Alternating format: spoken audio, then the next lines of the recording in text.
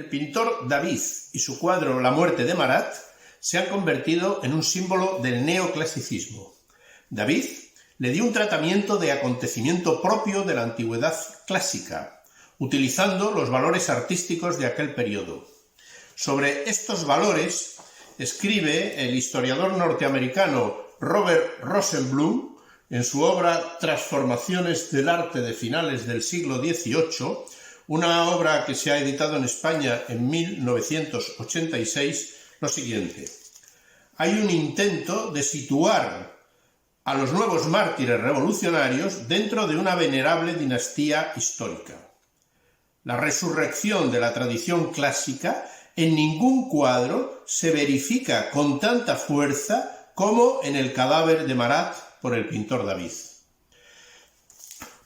Sin embargo, la extraña bañera donde asesinaron a Marat no tiene nada de neoclásica. París hacia el año 1890. Una vieja tarjeta postal nos recuerda un acontecimiento histórico de trascendencia para Francia: la muerte del revolucionario Jean-Paul Marat. En la postal se aprecia la fachada de un anticuario de París con su propietario ante la puerta.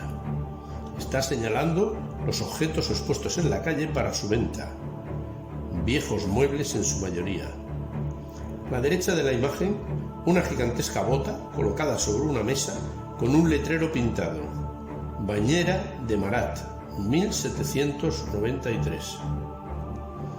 Se trata de un morboso recuerdo que muestra cómo la anécdota había suplantado a la historia unas décadas después, cuando los franceses estaban más interesados en saber qué pasó con la bañera que en el recuerdo de un discutible personaje del periodo más oscuro del terror revolucionario, supuestamente asesinado dentro de aquella extraña tina. Efectivamente, Marat no murió en una bañera, como lo pintó David, sino dentro de una gran bota metálica con un asiento interior bajo el cual, en el tacón, se colocaban brasas para mantener el agua de su interior caliente. Como primera aproximación a esta disquisición sobre la bañera sangrienta, debo decir que ni era una bañera ni Marat era precisamente un mártir. Pero ambas cosas quedaron tergiversadas por el pintor oficial del régimen, Jacques-Louis David. En el cuadro La muerte de Marat, del Museo Real de Bellas Artes de Bruselas, la bañera es otra, tapada hábilmente con una sábana ensangrentada, ya que la ridícula tina con forma de bota que usaban los enfermos de la piel para aliviar sus picores quitaba heroísmo al sacrificio del mártir republicano. Hay dos etapas en la historia de la bañera de Marat.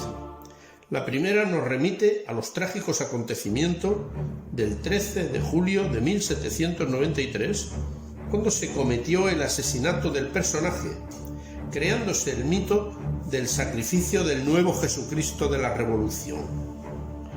Durante la ceremonia funeraria, celebrada 3 días después en la desaparecida iglesia de Les Cordeliers, hasta la bañera fue colocada en los altares con otros objetos testigos del crimen de Estado, como el escritorio, la pluma, la tina, la sábana y los papeles. Sobre un alto catafalco se depositó en el lecho el cadáver de Marat, el amigo del pueblo, acompañado del resto de objetos, tal y como lo pintó Fouguet en un óleo del Museo Carnavalet de París, simulando el sacrificio de los antiguos héroes clásicos. El acontecimiento no pudo ser más macabro, ya que el cadáver, paseado por la ciudad, empezaba a descomponerse y la colocación del brazo teatralmente caído fue imposible por el rigor mortis y las heridas de la enfermedad. Pero el espectáculo necesitaba la pose heroica y se consiguió cortando el brazo del cadáver y pegándole el de otro fallecido. Este tenía mejor aspecto. Al día siguiente, cuando iba a continuar el sepelio, encontraron el brazo despegado y en el suelo. Al muerto embalsamado le dieron el tratamiento de un santo, abriéndole el pecho para sacarle el corazón, que, introducido en una horna de pórfido, se balanceaba en el aire sobre el público. Pero poco duró el entusiasmo, ya que en 1795 la Convención ordenó tirar a una alcantarilla el busto de Marat.